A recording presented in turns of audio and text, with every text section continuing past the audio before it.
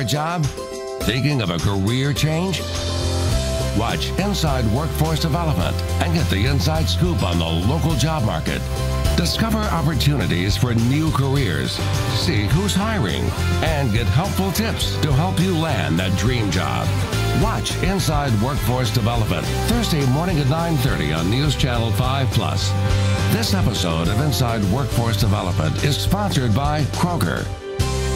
How would you describe The Big Bang Theory? A mind-boosting caffeine suppository. How about it's TV's #1 comedy? Fantastic. But a word of warning, watching it may be habit-forming. You can't develop a problem that fast. You want to bet? Oh, great. Now I'm addicted to gambling. Don't miss The Big Bang Theory. CBS Tonight or stream it live or on demand. This fall, from the brains behind The Big Bang Theory, 9-year-old Sheldon Cooper's going to high school.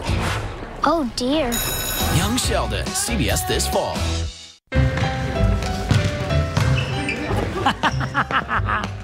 Oh, look! A bouquet of lump-livered drolls. We went to a real school to show that bullying should be history. You monkey-elbowed pockmarks.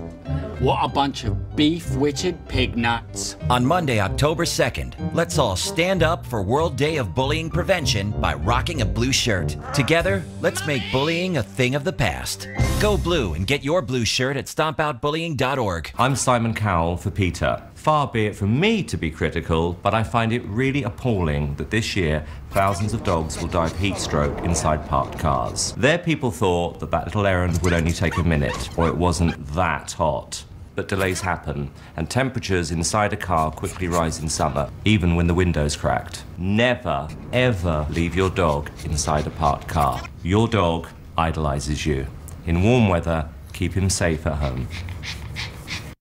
Back on Morning Line, real quick question for the sheriff is, are you prepared to start performing, not you personally, but your facility, vasectomies on your inmates? Should a judge do what they're doing in White County right now? Did you see that story that we broke here at Channel 5 just about, and it became a national story, where you can get 30 days off your sentence if you're a male agreeing to a vasectomy, or if you're a female getting the birth control like Norplant that stays in you. And the judge said, look, you know, a lot of these people keep coming back. The added burden of having children, sometimes drug addicted and all this, and it's their choice. We're not forcing it on you. And there's some controversy. There's probably going to be some legal challenges, but more than 70 inmates have taken them up on this so far. What do you think? You know, I'm going to let the lawyers figure all that out. I mean, it's a fascinating story. I will tell you, over my 25, 30 years, I've had more than 10 people, more than 20 people, 30, 40, come up to me and say that. I mean, a similar situation. And my point is not promoting what they're doing. I'm saying that there is a fair question. You know, we see people coming to visit people in jails with 7 or 8 or 9 kids. They can't afford to provide for them. The dad, I'm just saying that that's probably not the solution, but I will tell you the regular conversation is we need to educate and get that person in a better place, because those children don't have much of a chance. Unless something changes. Financially, it's a huge burden, and let alone the fact that a lot of times these babies are born into addiction because of the way that moms and that's what drives me crazy. Because look, I understand the civil liberties, and I understand you can't. The judges cannot order someone to have birth control done. They can't say, well, look, you keep bringing in one baby after another after another. No more kids for you. You cannot do that. But I understand if you make it their choice, and no one's forcing them to, but you are holding the carrot to the stick and saying you get 30 days off your sentence, and so I'm sentencing you to kind of force you to agree to this. So I see the problems, but the truth is, the other side of it is reducing what you just described. I want to see that reduced. It infuriates me when I see some of these people, and I know they're stuck in drug addiction, coming in time and again with newborns that are addicted to drugs. It makes me mad, and I'm getting mad at the people doing it, even though I know they have an addiction. And they need education, but it just doesn't always seem to work. Yeah, and so their solution is controversial, but it's a conversation. Yeah, at least it's having us talk about it. Exactly. It's a strange. You know, the judge is doing it, though. And I think the point he's saying is it's an option, you know, and people are taking it up. But again, you got a lot of questions. I just I find it, you know, sometimes disappointing and depressing, really, to watch, you know, the cycle of whether it's addictions or primarily it is an addiction, and children being brought into the world that that physically are going to have trouble because of what mom was doing, but also on the flip side, financially and just the world of the environment, how they're going to live, and with 9 kids in one room, and mom is strung out on meth, and you've got all kinds of things. So it's not maybe the solution that they're doing there, but I think it's a conversation we should all start having about what is the best way to to try to improve the life of that child that's coming into the world, and maybe to try and help the parent, maybe get stable, like you said, education, help them get off the drugs and get onto a job. Let's go to John. John, good morning. Yes, sir. Hi, John. Go ahead. All right. First, how y'all doing today? Good. Great, John. Okay. First thing is the new Metro jail that they're building. My comment or question is this place going to come with any kind of a warranty? Since it's a state-of-the-art facility, like 5 years from now, if the doors start falling off and the plumbing's rotting out, who's going to cover that? The taxpayers again? Or is this place going to last longer than, say, 25 years? Like I feel it should. Sure. Oh, I agree with you there. Okay. And did you have a follow-up? He'll hit you on both of those, or was that your question? The other one is child support. A female calls child support services. They can't find the man. Well, amazingly enough, the man is in Metro jail doing 60 days, but still they can't seem to find him. Huh. Shouldn't that be standard? I mean, I don't know how child support office works, but if they're not having trouble finding, one of the first places they should check is the county jail, because a lot of these deadbeats are there for a reason, Yeah, and we serve all civil process. The sheriff's office does, and we serve a bunch of those people once they're in jail, or it happens sometimes. And I don't know what John sounds like. He has experience with it that didn't happen, and so.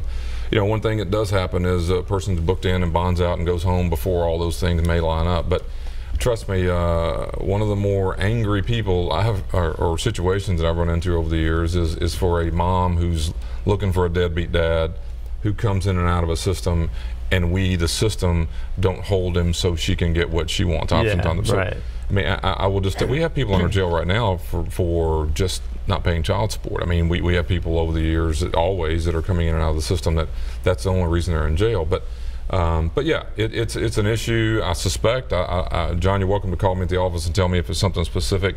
We serve the civil process, ordering various aspects of the courts, and so I'd like to know if you know something that's not working specifically on our end.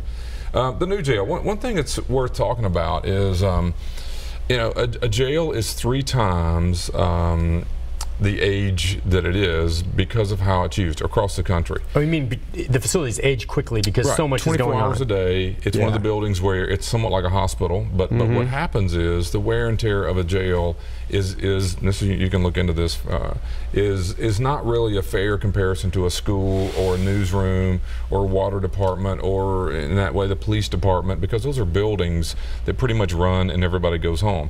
And for the most part, most people in those buildings want to be there. And most of those people in the building want to take care of this place. Most people call it home. The people you're putting in jails don't want to be there. It's not an easy environment to live within because of the wear and tear. Elevators, for example, food service, all the stuff that you do. And so it's a very complex thing to date a jail.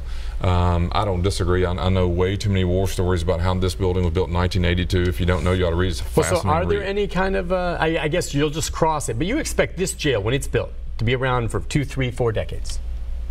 Did it last that long? I would say, you tell me how crowded it's going to be. Oh, if you have to grow with the city. Is it overcrowded? Is it overused? Do you remember years ago, and it is a nice facility, the juvenile court jail. Right. It was too small. Right. They didn't build it big enough. You know that. And now you are building and taking into account the growth of the city for this new facility. Back then I heard stories about how, they really made a mistake. They should have known that they should have built it. Because if you go in there, it's a nice building. But when it was originally built, it was too small. So what if we said this? What if we said that the CJC that was there was built in 1982 to hold 388 people? Okay. When I went to work there, and 6 years later, 1988, we had 1,200 people in those 388 beds. So what I'm saying is, had you put only 388 people in it for the last 30 years, you probably have it for another 20 years. You overused it, underpaid by not building the building, and quite frankly, it was poorly designed and built anyway, according to most. So that's right. You have all those factors to go into it. I would hope I won't be around to see the next jail built. I promise you that. Oh, you might be. No, I promise you I won't be. But I hope John is, and I hope he can tell us whether it was a good one or not. But you do need to not compare it to a building like a school or a newsroom or a water department or wherever you may work. It is a more complex and oftentimes more difficult thing to. It's good you put that. Let me just see, James, we just have 30 seconds. Did you have a real quick comment? Yes, a long time ago in 1976, I was a witness, helped put away a murder rapist. Yeah. And we didn't have any cell phones. So had they had that person, and he was found out that he was a pedophile before, but this time he had murdered. I didn't see the murder or the rape, but I actually followed the guy. Yeah. But had he had a license plate with, say, a red circle around a P as pedophile, then a school or a lookout or a police officer or somebody could say, hey, guess what? This guy is trolling. Yeah. The other thing is, since it's mandatory that they have to register, they're giving up a form of their rights. So if that's the case, then why not issue the license plate? Why not put a transponder if you can't put an ankle bracelet on them? And the school would have a receiver so they would know, hey, there's somebody in the area. Okay, listen, that's more of a policy thing. We just got 10 seconds. Good. Not a bad idea. Suggest it to your lawmaker. Of course, it all comes down to the cost. Sheriff! Right. Thank you, Nick. We'll see you again soon, my friend. You as well. We'll take a break. Be back right after this.